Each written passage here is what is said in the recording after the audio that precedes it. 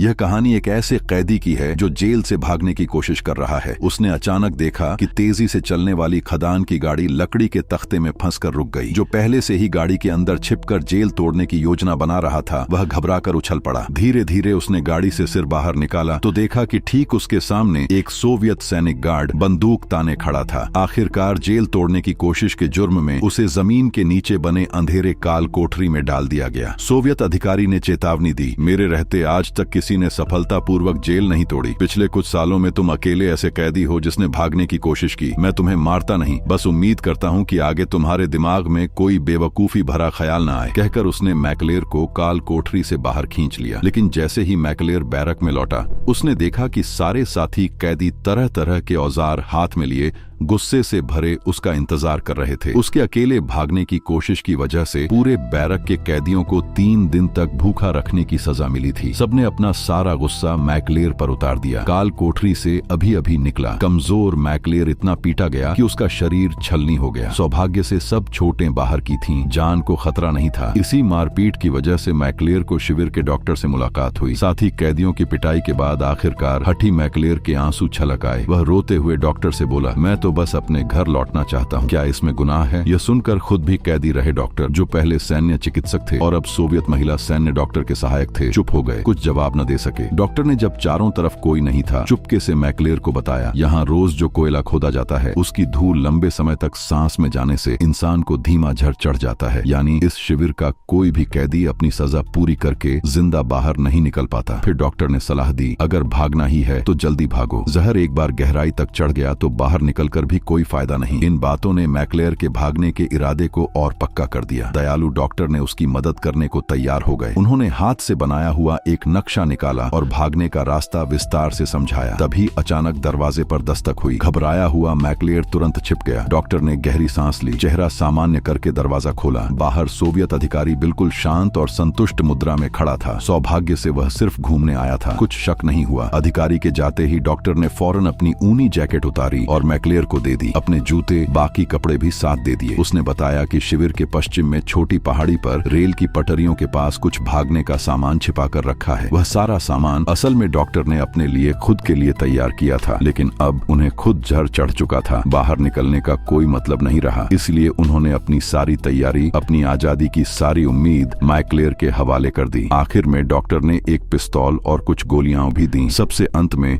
एक लोहे का छोटा डिब्बा निकाला जिस पर उनका अपना घर का पता उकेरा हुआ था। बोले, अगर तुम बचकर निकल गए तो यह डिब्बा मेरी पत्नी तक पहुंचा देना। उसी बर्फीली उत्तर की हवा वाले रात में मैकलेर ने फिर से भागने का रास्ता लिया। पत्थर हटाकर डॉक्टर का छिपाया सामान निकाला और उनकी उम्मीद को साथ लेकर उस नरक से निकल भागा। लेकिन सामने अभी 14,000 किलोमीटर लंबी मौत की जमीन बाकी थी। बर्फ से ढका हुआ, खून जमा देने वाला साइबेरिया। वह अकेला घर की ओर चल पड़ा। अगले दिन सोवियत सैनिकों को एक आदमी कम लगा। अधिकारी डॉक्टर के पास पहुंचा तो पता चला कि डॉक्टर ने खुदकुशी कर ली थी। फिर कैदियों से पूछताछ हुई कि क्लेमेंस फोरेल मैकलेर का असली नाम कहाँ है। इस बार कैदियों ने मौत की कसम खाकर दोस्त को नहीं बेचा। 5 दिन तक जमीन आसमान एक किए जाने पर भी क्लेमेंस का कोई सुराग नहीं मिला। सब मानने लगे कि वह ठंड में मर गया होगा, लेकिन अधिकारी को यकीन नहीं था। वह जानता था कि उस जर्मन की इच्छा शक्ति आम इंसान से कहीं ज्यादा है। 15 दिन बाद क्लेमेंस का राशन खत्म हो गया। चारों तरफ बर्फ ही बर्फ, घास का एक तिनका भी नहीं। वह निराशा में घुटनों के बल बैठ गया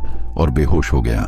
जब होश आया तो एक हल्की सी सांस की आवाज सुनाई दी। मुड़ा तो देखा थोड़ी दूर पर एक मोटा ताजा सील पड़ा था। उसने कांपते हाथ से पिस्तौल निकाली, पूरी ताकत से ट्रिगर दबाया, निशाना लगाया। पहली गोली चूक गई। सील भागने लगा। क्लेमेंस हांफता हुआ पीछे दौड़ा और फिसलकर बर्फीले समुद्र में गिर पड़ा। बायां पैर तुरंत सुन्न हो गया। आखिरी ताकत से ऊपर चढ़ा, फिर निशाना लगाया। इस बार कामयाब रहा। सील का पेट चीरा, जख्मी बायां पैर उसके गर्म पेट के अंदर डाल दिया ताकि सुन्नता दूर हो। फिर सील की चर्बी निकालकर आग पर गर्म की और जख्म पर लपेटकर दर्द कम किया। पेट भर खाकर फिर चल पड़ा। कितने ही दिन रात बीते, उसे खुद पर यकीन नहीं रहा कि वह साइबेरिया से निकल पाएगा। बर्फ के अलावा कुछ दिखता ही नहीं था। फिर एक चमत्कार हुआ। बर्फीले मैदान में एक अकेला पेड़ दिखा। उसने कांपते हुए उस पेड़ को गले लगा लिया। वह जीवन और उम्मीद का प्रतीक था। आधे महीने की और यात्रा के बाद आखिरकार वह आर्कटिक सर्कल से बाहर निकल आया। एक जंगल में आग जलाकर सोने की तैयारी कर ही रहा था कि 2 भागे हुए रूसी कैदी बंदूक ताने सामने आए। क्लेमेंस ने भी पिस्तौल निकाल ली और चेता चेतावनी दी। फिर पता चला कि कल भयंकर बर्फानी तूफान आने वाला है और उनके पास सुरक्षित ठिकाना है। क्लेमेंस ने इनकार कर दिया। अगले दिन सचमुच तूफान आया और एक बड़ा पेड़ गिरकर उसे दबा गया। जब तूफान थमा तो वही दोनों कैदी उसे बचाकर ले गए। तीनों साथ हो लिए। एक ने कहा, बस 10,000 किलोमीटर और बचा है घर। एक दिन लकड़ी के बेड़े पर नदी पार कर रहे थे। बर्फ का बड़ा टुकड़ा तेज बहाव में आया। मोटा साथी गिर गया और सिर पत्थर से टकराया। क्लेमेंस बिना सोचे पानी में कूदा, जान जोखिम में डालकर उसे बाहर निकाला, लेकिन दूसरा साथी बेरहमी से उनका सामान लेकर भाग गया। मोटे ने गुस्से में उसे गोली मार दी। फिर क्लेमेंस को लेकर आगे बढ़े। सर्दी गहरी हो गई। मोटा साथी भारी सामान ढोने से थक गया। क्लेमेंस ने मदद की पेशकश की तो उसने शक किया कि सोने की चीजें छीनना चाहता है और उसे ढकेल कर खाई में गिरा दिया। क्लेमेंस बेहोश हो गया। होश आया तो भेड़ियों का झुंड सामने था। वह किसी तरह पेड़ पर चढ़ा। भेड़िए कूद कूद कर काटने की कोशिश करने लगे। तभी कुछ गोलियां चलीं। एक आदिवासी कबीला उसे बचाकर अपने गांव ले गया। महिलाओं ने पुरानी जड़ी बूटियों से उसका इलाज किया। कुछ दिन वहां खुशी से गुजारे। फिर खबर आई कि सोवियत सैनिक पास पहुंच गए हैं। क्लेमेंस को फिर चलना पड़ा। सरदार ने जाते जाते एक मजबूत कुत्ता भेंट किया। जरूरत पड़ेगी तो जान बचा लेगा। एक आदमी और एक कुत्ता 2 साल तक साइबेरिया भटकते रहे। एक दिन गए लकड़ी के कारखाने में मालिक ने उसे पहचान लिया कि यही वह भागा हुआ जर्मन कैदी है। डर के मारे पहले तो उसे ठहराया, फिर सोवियत को खबर कर दी। ट्रेन में बिठाया। अगले स्टेशन पर सोवियत सैनिक इंतजार कर रहे थे। क्लेमेंस ने आखिरी पल में छलांग लगा दी, लेकिन अधिकारी ने पकड़ लिया। तभी उसका कुत्ता हाशची दौड़कर आया और अधिकारी को काट लिया। क्लेमेंस मौका पाकर पुल पर चढ़ा और दूसरी ट्रेन पर कूदकर फिर बच निकला। फिर 2 साल और भागते रहा। एक दिन एक यहूदी व्यापारी से मुलाकात हुई। व्यापारी ने न सिर्फ उसे नहीं पकड़वाया बल्कि घर ले जाकर खाना खिलाया, साफ कपड़े दिए और एक नकली पासपोर्ट बनवा दिया। क्लेमेंस ने पूछा, तुम जानते हो मैंने यहूदियों को भी मारा है, फिर भी मदद क्यों? यहूदी बोला, यहूदी बदला नहीं लेते, हम हर मुसीबत में पड़े जर्मन को मदद करते हैं। नकली पासपोर्ट के साथ वह सोवियत जर्मन सीमा पर पहुंचा। दोनों गार्ड पासपोर्ट देखकर जाने देने लगे। वह पुल पर चढ़ा। बस पुल पार करते ही जर्मनी। तभी एक तेज रोशनी पड़ी। 8 साल से पीछा करने वाला वही सोवियत अधिकारी सामने खड़ा था। जब क्लेमेंस को लगा अब सब खत्म, तभी अधिकारी ने रास्ता छोड़ दिया और सिर्फ इतना कहा, जाओ। 2 सैनिकों के बीच का सम्मान था। एक जर्मन ने 8 साल तक 14,000 किलोमीटर बर्फीले नरक में सिर्फ घर लौटने के लिए लड़ाई लड़ी थी। उस इच्छा शक्ति के आगे सोवियत अधिकारी को झुकना पड़ा। उसी बर्फीली रात क्लेमेंस फॉरेल आखिरकार अपने घर पहुंचा। 8 साल 14,000 किलोमीटर असंभव से लगने वाली यात्रा के बाद वह अपनी पत्नी और बेटियों से मिला। वह बच गया था। इसके साथ ही ये कहानी खत्म होती है। अगर आपको हमारा वीडियो पसंद आया तो हमारे चैनल को लाइक करें, सब्सक्राइब करें। धन्यवाद।